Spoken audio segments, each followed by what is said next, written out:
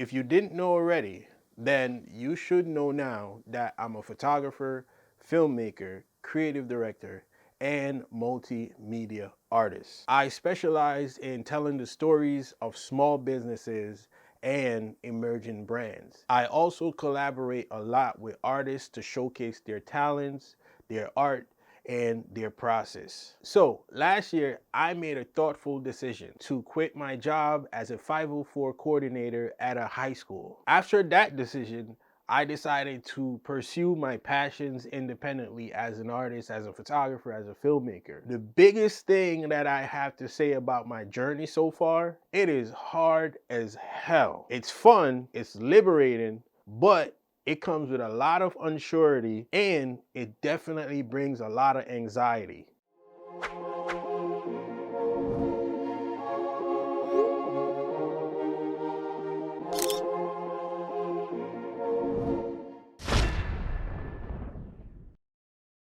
So before you go on to pursue an independent career as an artist, here are 5 things that I would like to share. The first thing I would like to share is it is scary and it is lonely. There are days that you're gonna wake up and you're gonna feel like, I don't know what to do, or there's not enough time in the day for you to do all the things that you wanna do.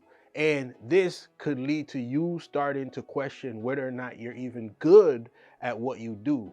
Now, it's great to be talented and passionate, but I already realize it takes more than just talent to pursue an independent career. It takes patience, it takes persistence, it takes consistency, and it takes discipline. It also takes a vision with a plan that you're willing to get up every day and execute. My second thing is sometimes it will seem like you're the only one that believes in your passion and your goals and your vision.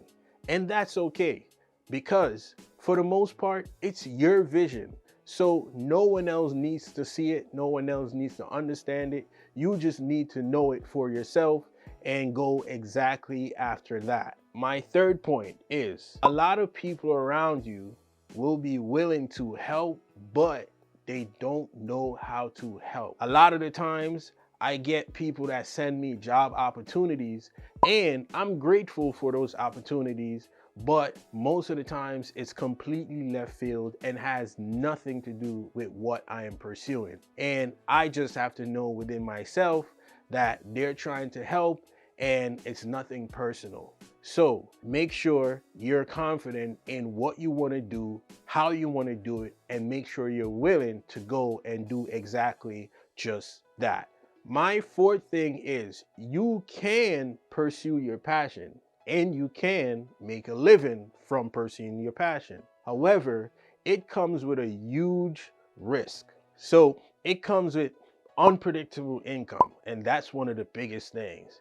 It also comes with down season and sometimes it's up. And what do you do in these seasons? You need to recognize what season it is and how do you approach each season. But the biggest thing that I've learned is, one, you gotta learn how to budget. Two, you gotta save your money. And three, you gotta know how to pace yourself, no matter the season that you're in.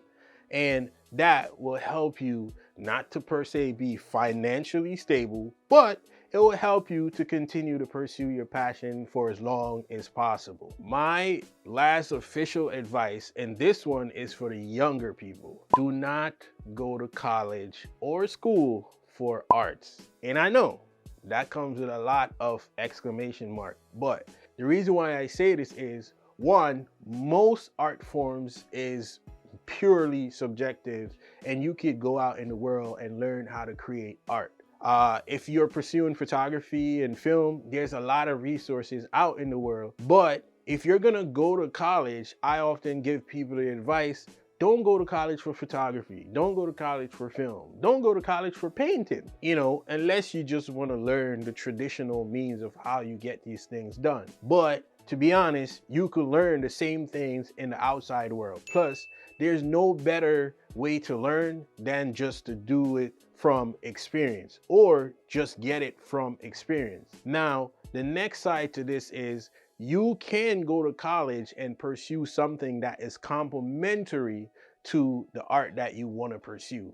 Now, I often tell people sometimes you could just go for marketing or go for teaching or go for business and business management. All of those skills could help you to enhance your brand, enhance your business, and enhance you as an artist. So you could turn yourself into a brand and business, and be successful at what you're trying to do. Plus, if you go to school for like teaching as an artist, then you could then eventually go on to teach art in your downtime. Or if you decide that, I don't really want to fully pursue this independently, then you could always use your teaching skill or your business skill to go and help other people, other artists, and those become other forms of income that you could have for yourself as an artist. Now, from my personal example, I had a friend who pursued film and photography while in college, but she ended up ending school early. She finished 2 years and she left early.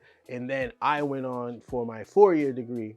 And the biggest thing that I could take away from our experience is she went out in the world and she got way more experience than me, and learned so much more just by being out in the world and pursuing her craft. It's optional. You can go to school for art, but I always advise against it. I always say go and pursue something complementary to what you're trying to do so you could enhance yourself as a person, as a brand, as an artist, and as a business. Now, for my bonus thing that I learned so far on my journey, and this is a big one: set your price and live with it. I'm not saying you cannot negotiate prices with people, because sometimes you have to come to some sort of compromise. But don't undersell yourself, don't undervalue yourself. Set your price, and 99% of the time, the people that are truly your customer will pay that price, especially if you have a solid track record. So again, set your price and live with it. As you may realize by now, it's not an easy journey pursuing art independently. So, a word of encouragement: your greatness is not determined by when you reach your highest goals. Your greatness is actually determined by you deciding to pursue those goals. And as always, you need to be persistent, you need to be consistent, and you need to be disciplined. And that is what you need to pursue the life of being an independent creator and artist. That was perfect. Done.